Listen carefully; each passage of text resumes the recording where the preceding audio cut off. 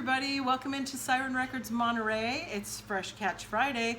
Look who's here. It's the triumphant return of Cassidy Dunn because he's passing through again, and we are going to keep him as long as we can. And I know it's funner for everybody when we work as a team. So it's true. It's good to be back, though. Limited time, but you know, it's been too long. I definitely miss doing this. Well, we miss you too because I'm sure everybody's like sick of me. Anyway, here we are. We've got our pick of the week for you and a small pile of things that are out today, reissues and some new stuff. There's not a lot happening at the first of the year. Cassidy and I have a little screen here between us, so we're being extra cautious. But anyway, as we always did, Cass is going to kick us off with his pick this week, which is what? Okay, I got the Viagra Boys for you. Welfare Jazz. Viagra Boys, a punk group from Sweden. They're on the label Year 0001, I think it's called. Pretty interesting label. I guess it is a Swedish label, but it's mostly like rap groups like Echo 2K and Blade. So interesting for them to be on there, but you know, they're from Sweden, so it makes sense. But this is their second studio album. First one, huge breakout for them. Got a bunch of shows and festival spots after that first album. And this one's really good too. You know, it's definitely along the same lines as that first one, kind of like a punk but like indie rock type punk approach. You know, kind of like Parquet Courts, where it's like punk rock, but it's not like super raw, like old school, like hardcore punk. It's more like, you know, indified, and it's pretty good. It's a little weird too. You know, it's like a little artsy. There's some saxophones. There's some flutes on here too that are kind of odd. And the best part of the band, in my opinion, is the vocals. Vocalist is pretty manic, aggressive, and pretty crazy at some points. But his lyrics are pretty interesting, a little poetic sometimes too. And yeah, I was digging it. Really like it. Check it out. Like I said, if you like bands like Parquet Courts or like you know, other modern punk-ish bands, I think you'll dig it. It's 1995 too, by the way, on white vinyl. I liked that too. I thought that was good, and I liked that cover. It was fun. Yeah, it is interesting cover. Although their first cover was incredible, like a really cool artwork. I wish there was a bit more going on, but I do like the painting style. Okay. Of that. My pick for you this week, it's not what I had expected to pick for you, but this is Melody Gardot. I think I've been calling her Melanie, and I shouldn't, but Melody Gardot, Sunset in the Blue. This is on Verve International. And if you guys are not familiar with her work, she is kind of a jazzy vocalist, but she's got an interesting backstory. She's a really like beautiful girl. She was kind of working and trying to get a foothold and was in an accident where she ended up losing her sight. So this is, I don't know, I wanted to say that, you know, she's had, I don't know, at least 4 records out before. She's got a real, you know, smoky kind of jazz vocal. This is an orchestral celebration of her jazz roots that's really reunites her with the A-Team that has been responsible for many, many Grammy wins. Let's see here, the producer Larry Klein. Now this guy has produced people like Joni Mitchell and Herbie Hancock.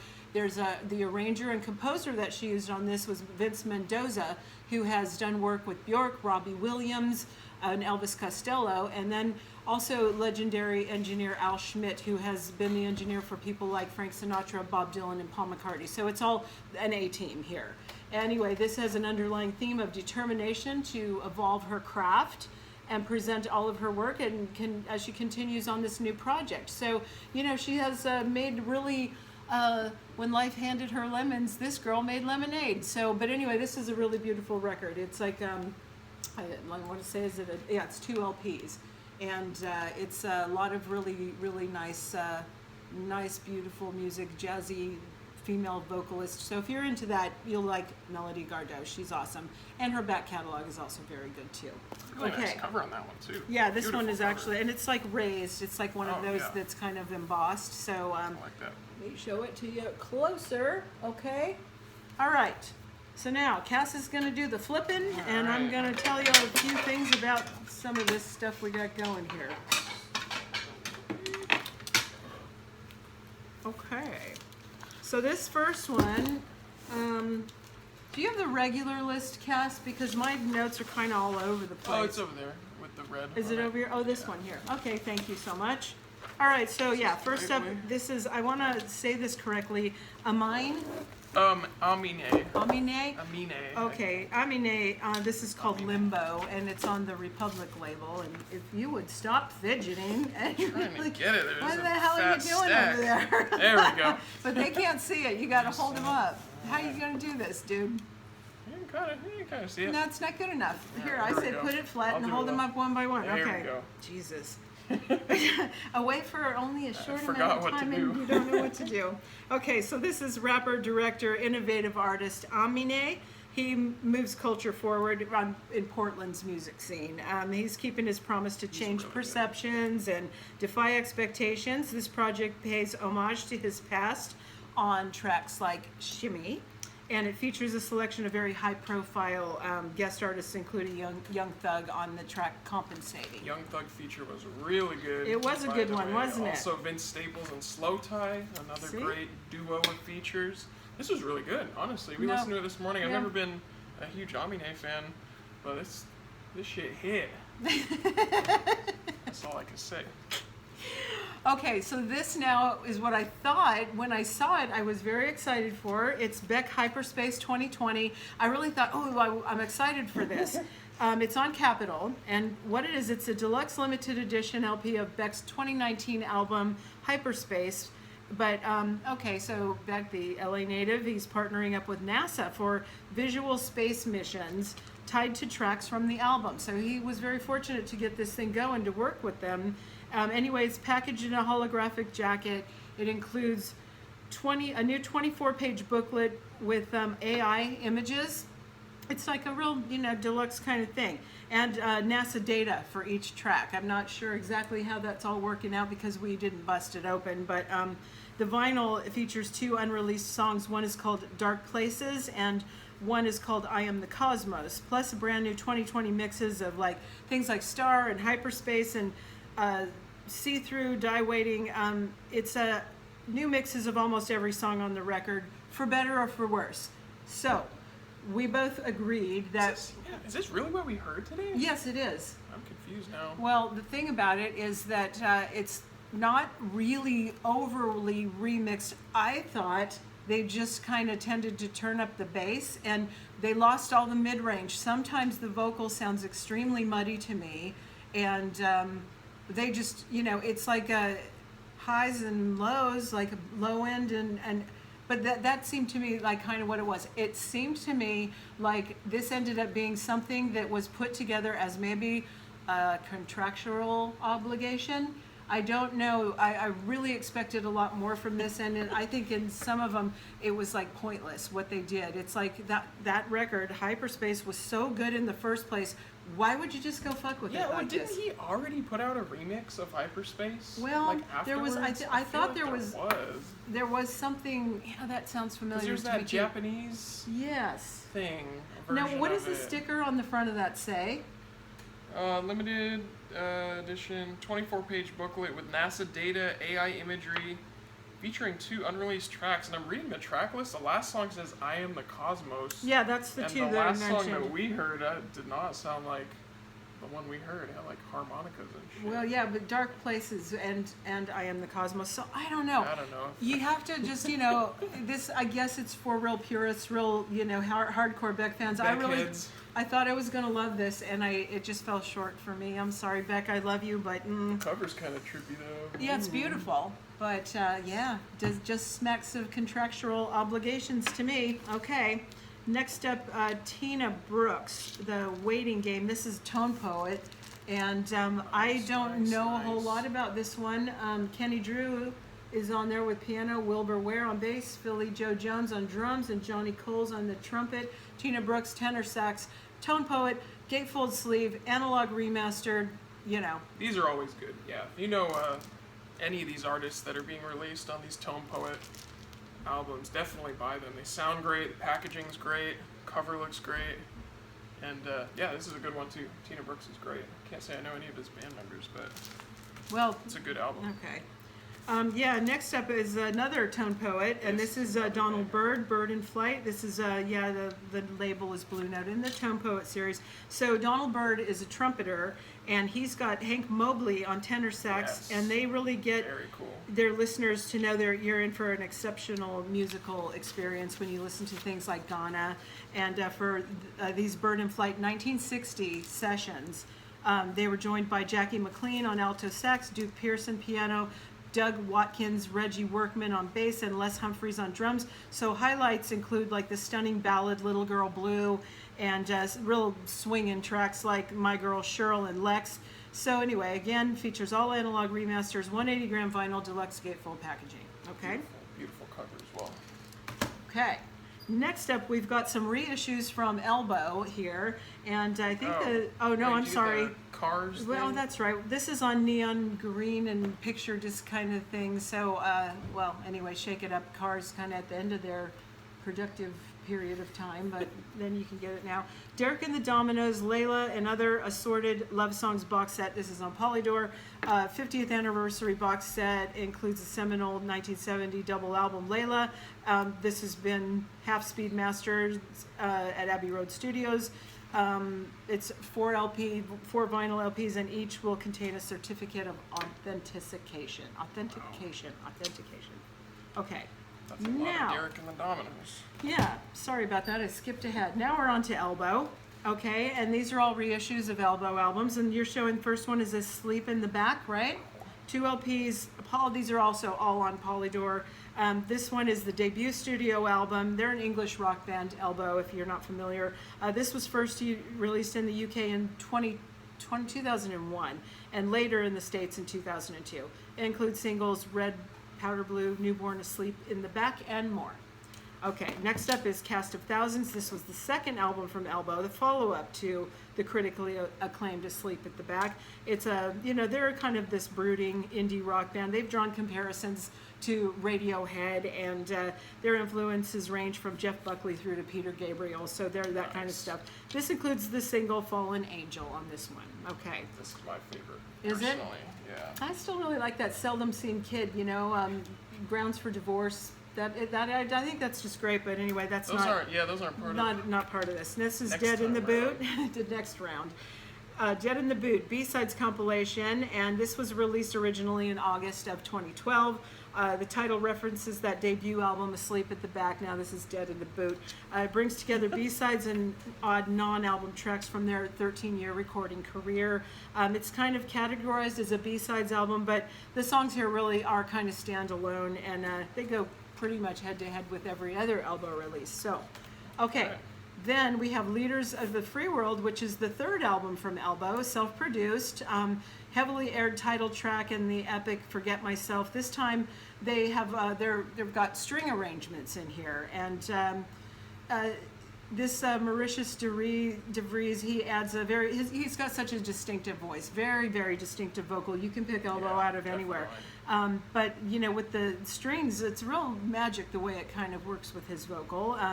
They're also adept in the fields of video art form and working with the Soup Collective, and they win very much praise for paying close attention to their idiosyncratic artwork. So anyway, there you go with that one. Okay. Oh, now this is kind of cool. Cass and I were just discussing this guy this morning randomly. This is Aaron Frazer. This is introducing Aaron Frazer. It's on Dead Oceans. He is the drummer for Duran Jones in the. Oh, what? Yeah, that's the drummer. Who this is? Yeah, that's who this is. Oh shit. So that's his other thing, but he, as you know, with Duran, he has vocal lead on a lot of their tracks too. But kind of interesting, you get a drummer who, sings lead that well. Chops. Is it any wonder? I always thought that was Duran. That's him. Fucking drummer. So, anyway, the Black Keys' Dan Arbach is the one that produced this. So, Aaron melds his mid-60s soul with Arbach's kind of sensibilities, and the songs there's songs with a message, like that remind you of like Gil Scott-Heron, or there's very uplifting tales of love told through a blend of disco, gospel, and doo-wop. This guy is a Brooklyn-based, Baltimore-raised singer-songwriter, and he came into the international spotlight as an instrumentalist and co-lead singer of Duran Jones and the Indications. And but this isn't like some hack revivalist act. This guy's really he wanted it to be very not exactly groundbreaking, but just to keep it exciting. He has that kind of retro sound to his voice. It's very soulful. It is what it is, and he's just doing that. He really, it's all about like love and turmoil. This, and it's a loving and gracious, very very nice record. So there you go. Yeah, it was good. I didn't even realize that's what we had on earlier. Oh, I thought you didn't? Okay. you just put on Duran Jones after we were talking about it. That's so crazy. funny. Okay, so now the next one up, this is Barry Gibb, Greenfield's The Gibb Brothers Songbook, and this is on Capitol. They a lifelong bluegrass and country music fan, I guess. Barry Gibb, he has long dreamed of a project that would bring him together with some of the artists that he admires the most. With the help of Grammy Award-winning producer Dave Cobb, that dream's become a reality with this. It's the Gibb Brothers Songbook Volume 1. It features Alison Krauss, Brandi Carlile, Dolly Parton, Keith Urban, Sheryl Crow, and more. This is 180 gram, 2 LPs, and it's got the D side is an etching. Okay. Cool. Okay. Next up, we've got this Ice Nine Kills. I heard they kill live, 2 LPs. This is on green marble vinyl. It's on Fearless. This is a Boston-based metalcore group. This was supposed to be like this special release for Halloween, and I think that Fearless has had it up until now when we've been able to get some. And they bring you 19-track album with recordings taken from their November 30th, 2019 show at the Palladium in Worcester, Massachusetts. Only 350 made. Okay. Now we've got Kool and the Gang, and this is self-titled, and this is a limited 50th anniversary edition on Kool-Aid vinyl, which I don't really know what that means, but it's on Real Gone Music. Maybe it's red or grape or something, we don't know. So anyway, this is from 1970. It was their debut album, and it scored a couple of hits with The Gang's Back Again and the title cut, but more importantly, it heralded the arrival of a different kind of R&B. They had like the obvious commercial success of songs like Jungle Boogie and Celebration, which who's ever been to a wedding and hasn't had that schlock going? Not schlock, but you know. I know what you mean. Okay. So anyway, they were like light years ahead of their peers stylistically as well. But this unique mixture of jazz, funk, and R&B, it just really punctuated the time, and these tremendous horn arrangements and some really great drum breaks too, and really categorizes them at their best in full force. Okay. Hell yeah. If you want to grab that. Now, K.D. Lang, Invincible Summer. This is the 20th anniversary of this. It's on yellow vinyl. And I don't know, can you spot any big hit singles there on the back? Or I'm not too familiar with her, so. Okay. But yeah, it looks nice. She's got a great voice, you gotta say. Do you ever see that movie, Midnight in the Garden of Good and Evil? I don't think so. Oh my God. Okay, so the opening shot, it's one of my favorite movies. I love this. But the opening, the cinematography is just going over like these fields, and you've got K.D. Lang's voice going over it, singing that song, Songbird, and it is so beautiful. It just gives you chills. It's so, so beautiful. And I don't think that's on this record, but I digress. Anyway. Next up, we've got some more reissues of the band Seether. Okay, so let's see, what's the first one you got there? Disclaimer. Okay, Disclaimer is actually the second studio album by they're a platinum-selling South African rock band. Okay, they're known for the breakout hit called Broken.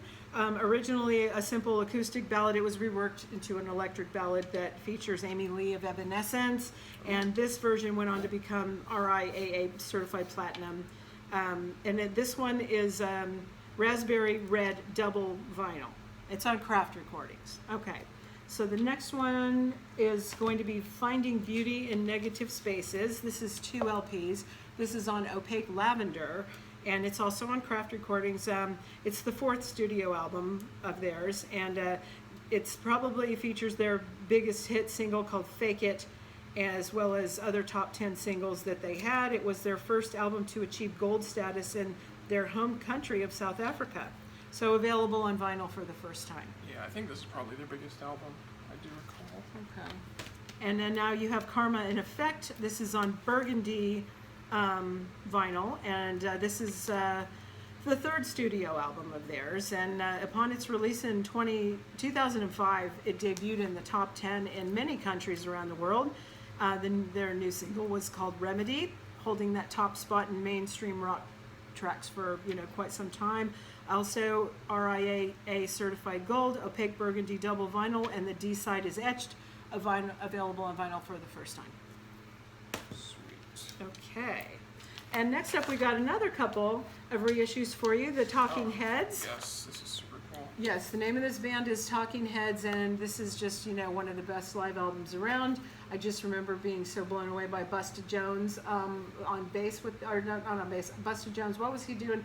Tina Weymouth, of course, is their bass player, but they had such a really, again, wonderful touring band. I actually saw this show, and it was like, oh shit! I know. Damn, that's So dope. it was very, very impressive. A lot of people on stage at the same time, but just tearing it up. So really, really great. Okay. Also, speaking in tongues, this one is on Sky Blue vinyl, and this is through Rhino Warner Brothers. And this had the This Must Be the Place on there, Burning Down the House, all these very, very big hits for them. It was kind of a real breakout album for them. So You gotta get this. If you you're kind of a need that. You kind of need that. Heads fan. Okay, next up is Tempers. This is called Services. This is on the Dias, D-A-I-S, Dias label. They're comprised of Jasmine Goldstanth and Eddie Cooper. They have carved their own niche within the dark indie electronica and synth pop circles. The sound is all about exploring tonal and emotional tension, as much as it is about the actual tracks or the singular moments. So you might like that. It might be something you I can don't do. think we heard this one today. Did There is pink vinyl and regular black vinyl. Okay. we? Nice. Okay, now you've got this various artists, Gospel Truth, and this is the complete singles collection. This is 3 LPs. It's on Craft Recordings. So they're honoring the music of the Gospel Truth Records, a subsidiary of Stax, which was, Stax Motown. Really great soul music that came out of there. This is the first ever complete collection of all 17 singles and their respective B-sides issued between 1972 and 1974. It features in-depth liner notes and, let's see, with the founder and people who really helped to establish that label. So there's a lot of good notes in there that you can read up on things, and really, really great. All the good stuff. Okay, and then we have this last one here is Morgan Wallen, and let me just find out. I had to look this guy up. Okay, this is Dangerous, the double album, but it's 3 LPs, so go figure. I don't know. It's on Big Loud Records. Highly anticipated sophomore album, Dangerous, the double album. It's a vast 30-track project that was written largely by Wallen throughout the last 3 years when he was becoming the fastest rising young star in country music. So, further establishing his signature sound, it includes a strong arsenal of writers, features More Than My Hometown. It's a countrified version of 3X Platinum Diplo collab, Heartless, and more. Okay? There's some really good track names on this. Is there? Beer Don't. Oh. That's it. Country Ass Shit. What You Think of Country Now? Oh dear. Me on Whiskey. That sounds like an interesting one. Okay. Well, he's got 3 albums there, 3 records to tell you about it, so you can get it now, okay? So I think that wraps up our list. I'm going to post this down below with prices for you, and you can, arrange curbside pickup if you're a local yokel, or you can, check it out. We were on eBay, we're on Discogs, and all that kind of stuff. So good to have you back. Oh, it's yeah. so much more fun and interesting when you're here. And It is fun. I like doing this shit. well, he'll be back for at least a couple more rounds before he skedaddles again. And anyway, so thanks for joining us, and Thank you. we'll see you next time. Bye. Stay safe.